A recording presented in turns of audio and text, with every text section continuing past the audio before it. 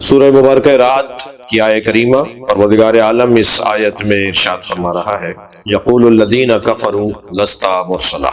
جو کفر اختیار کر چکے ہیں وہ کہتے ہیں اور کہتے رہیں گے، صاحبان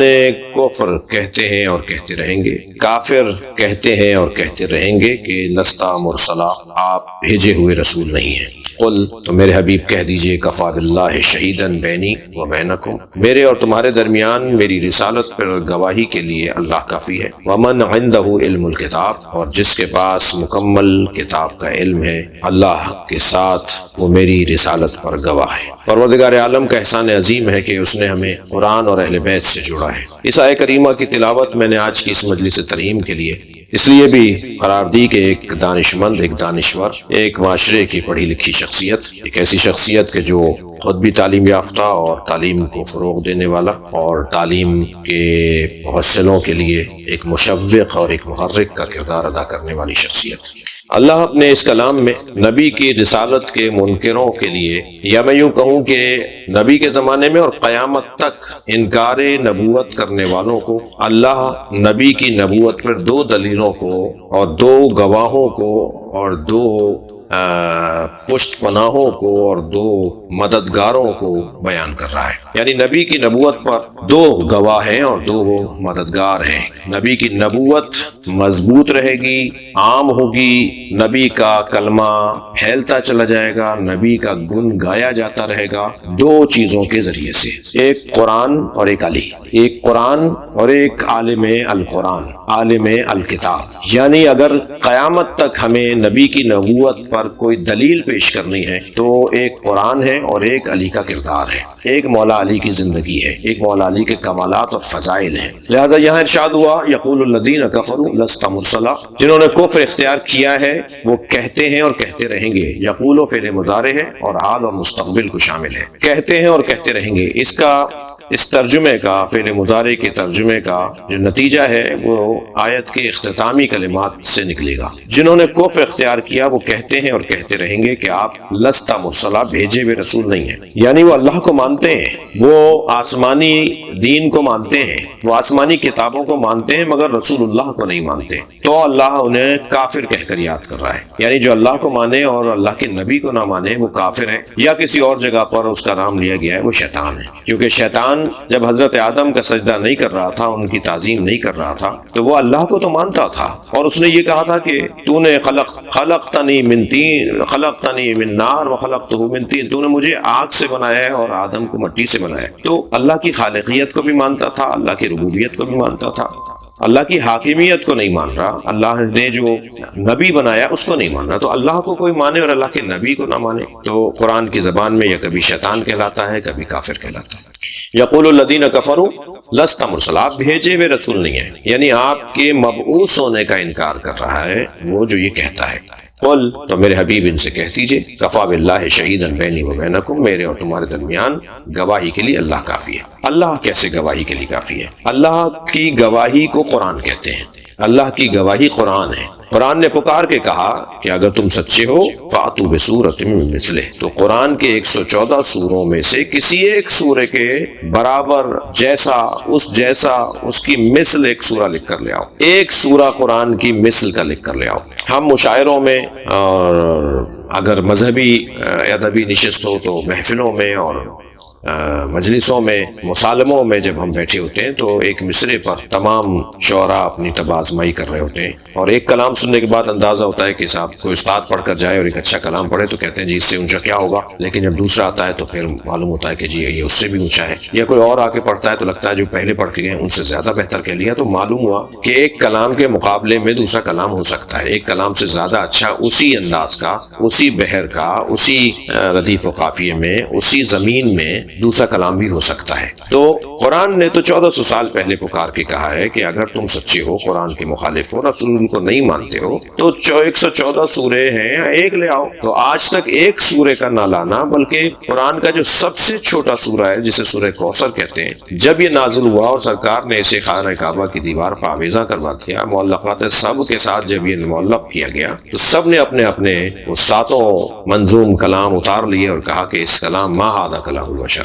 یہ کلام بشر نہیں ہے، بشر کے لیے ممکن ہی نہیں ہے کہ ان یتکلم بہذا، اس طرح سے بول کر دکھائے۔ تو شاہ کے نام سے ایک بہت بڑا شاعر تھا جس کا کلام سب سے اونچا کلام ہوتا تھا، اس نے اپنا کلام وہاں سے اتار دیا اور اس نے کہا کہ میں آج کے بعد کوثری ہوں، میں اس کلام کے لکھنے والے کا مرید اور معتقد ہوں، اور وہ کلام کا لکھنے والا کون ہے؟ وہ اللہ ہے۔ تو قرآن مجید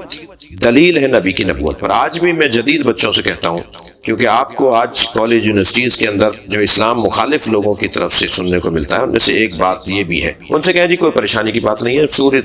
پوری دنیا کے عربی، غیر مسلم، مسلم دشمن، اسلام دشمن ادیب سر جوڑ کر بیٹھ جائیں اور قرآن مجید کی طرح سے کوئی سورہ لکھ کر دکھائیں۔ الفیل ملفیل وما ادراک ملفیل لہو ذنب قصیر وخرطوم طویل، ایک ایسا نیٹ پہ ڈالا گیا ہے سورہ جو لکھنے والے کا بھی مذاق بنوا رہا ہے۔ ہاتھی، تمہیں کیا پتا ہاتھی کیا ہے؟ ہاتھی، تمہیں کیا پتا ہاتھی کیا ہے؟ جس کی سونڈ لمبی ہے، جس کی دم چھوٹی ہے۔ یہ سورہ ایک جو قرآن نے دعویٰ کیا تھا تو ہم ایک سورہ لکھ رہے ہیں، تو یہ سورے کے جواب میں لے کر آئے ہیں، جس کا لکھنے والے کا بھی مذاق بنا ہے انٹرنیٹ کے اوپر اور پوری دنیا میں اس کی تضحیق ہوئی ہے۔ تو یہ القاریہ ملقاریہ وما ادراک ملقاریہ، اس کے اوپر جو ہے نا کہ الفیل والفیل، تمہیں کیا پتا، یہ کون سی نئی بات ہے کہ ہمیں کیا پتا کہ ہاتھی کیا ہے؟ ہمیں نہیں پتا ہاتھی کیا ہے۔ قرآن مجید دلیل ہے نبی مکرم کی نبوت پر، اور اس کے ساتھ ومن عنده علم الکتاب، جس کے پاس مکمل کتاب کا علم ہے، وہ دلیل نبوت پیغمبر اکرم صلی اللہ علیہ وآلہ وسلم۔ وہ وجود کون ہے؟ مولا علی سے پوچھا گیا، یا علی ہمارے نزدیک آپ کے فضائل بہت ہیں، خود آپ کی سب سے بڑی فضیلت کیا ہے، یا آپ اپنی فضیلت کسے شمار کرتے ہیں؟ فرمایا اللہ نے مجھے اپنے ساتھ گواہ رسول بنایا اور عالم الکتاب قرار دیا ہے۔ اصول کافی میں، نہج البلاغہ میں، ہمیں بہار میں ہمیں بہت ساری احادیث مولا علی کے فرامین ملتے ہیں، جس میں مولا دعویٰ کرتے نظر آتے ہیں کہ ہاں ہونا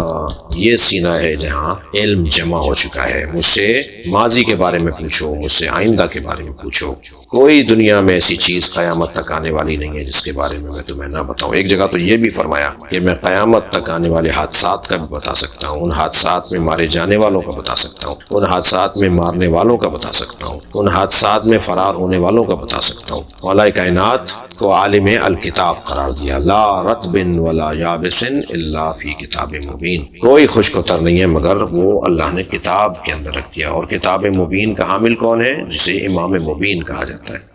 علم کی تین قسمیں ہیں، علم اشیاء، علم الاشیاء، یہ جتنی بھی چیزیں آپ جہاں بیٹھے ہیں وہاں اپنے اطراف میں دیکھیں تو شاید آپ کو 100 سے زیادہ چیزیں اپنے اطراف میں لگی ہوئی اور لکھی ہوئی نظر آئیں، اور جو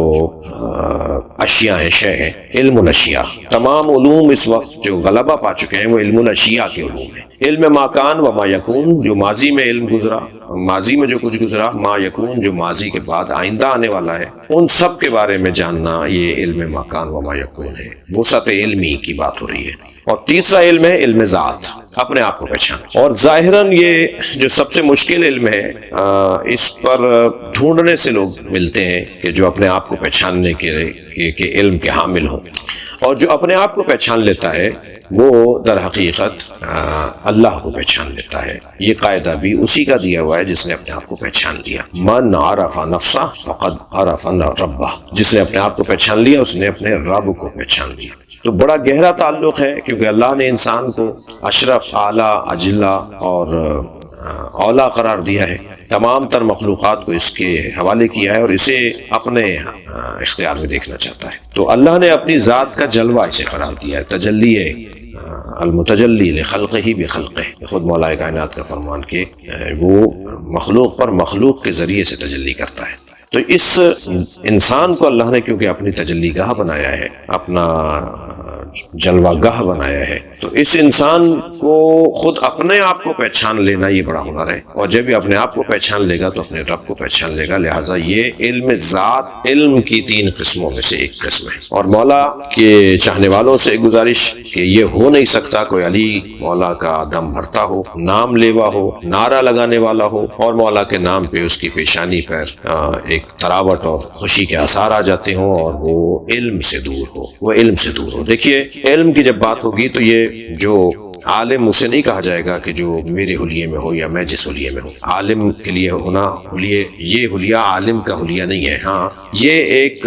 علم کے حامل کی شناخت کا ذریعہ ضرور ہے۔ اس لیے کہ اسلام کا لباس سے کوئی تعلق نہیں ہے، اسلام کا تعلق ہولیوں سے نہیں ہے، اسلام کا تعلق رویوں سے ہے۔ تو یہ تو ایک شناخت، پولیس مین کا ایک لباس ہے، ڈاکٹر ایک سفید کوٹ پہنتا ہے، وکیل اور جج ایک کالا کوٹ پہنتے ہیں، یا مثال کے طور پر اور فورسز کے لوگ اور اداروں کے لوگ اپنا اپنا لباس پہنتے ہیں۔ ہم بھی ایک ادارے کے لوگ ہیں، اور وہ ادارہ ہے مکتب اہل بیت ادارہ ہے، ایک مسلک اہل بیت کی ترجمانی اور اس کی تصویر، اس کا ایک پیغام رسانی کا ذریعہ، اور کوشش کرتے ہیں، ورنہ جو قابل اور فاضل لوگ ہیں وہ صرف اور صرف جو اہل ہیں، جو قابل ہیں، جو عالم ہیں، وہ صرف اہل بیت ہیں، اس لیے کہ نحن العلماء وشیعتنا متعلمون، ہم اہل بیت عالم ہیں، ہمارے سارے شیعہ ہمارے شاگرد ہیں، تو ہم شاگرد ہیں، ہم طالب علم ہیں، ہم کچھ بھی ہو جائیں آخری وقت تک ہمیں کہنا ہوگا کہ ہم طالب علم